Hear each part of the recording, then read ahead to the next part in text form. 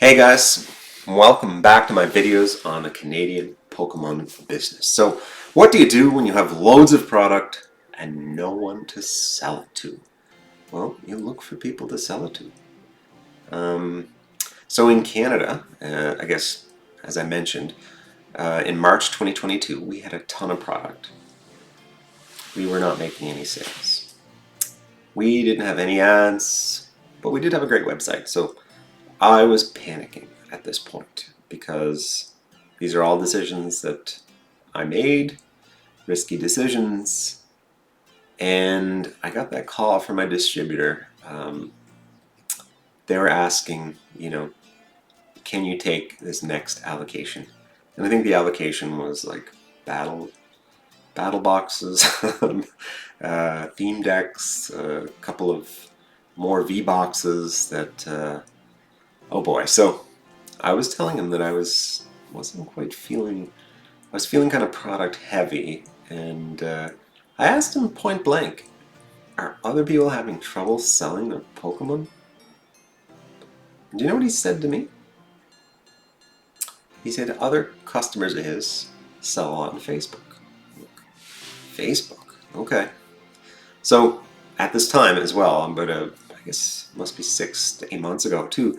I was pricing really aggressively. So my store prices were far less than Walmart, of course, and they're also far less than any brick and store in the area, and even less than a lot of like the bigger online sellers here in Canada.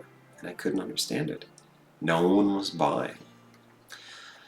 So after my distributor told me to try Facebook, I had used Facebook back in the early 2000s, but I didn't realize it was still a thing. So in Canada, the Pokemon Marketplace exists on Facebook.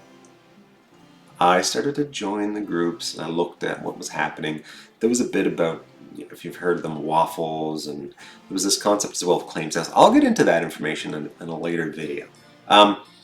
There's this new thing called roulettes, and that is just a scary thing, in my opinion.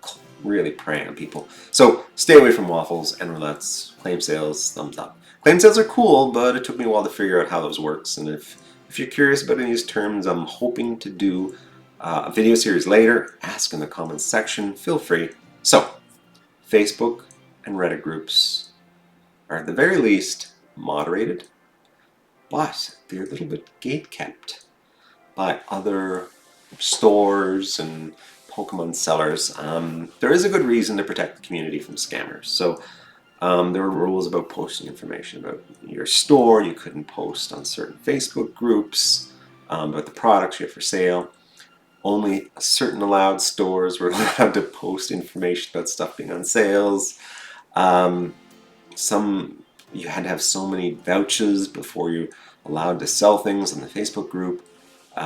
There's deal sites that wouldn't list your web store. You need to have at least 100 reviews. And at this time, we didn't even have 100 sales. So both vouchers and reviews are very critical in having a successful Canadian Pokemon marketplace. So I wouldn't even start a business if you don't have a reputation going with at least a good number of other hobbyists. It makes customer service a huge priority in the Pokemon world. So when you're working in the hobby, you gotta have the trust of the people. You need to be able to package stuff correctly. You need to be responsive. You need to be knowledgeable. And these are the things that you need to have in the Pokemon industry. So, but up to this point, pretty doom and gloom.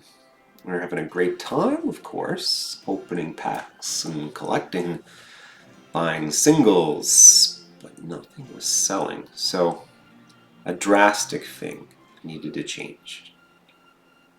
And it did. Find out in the next video.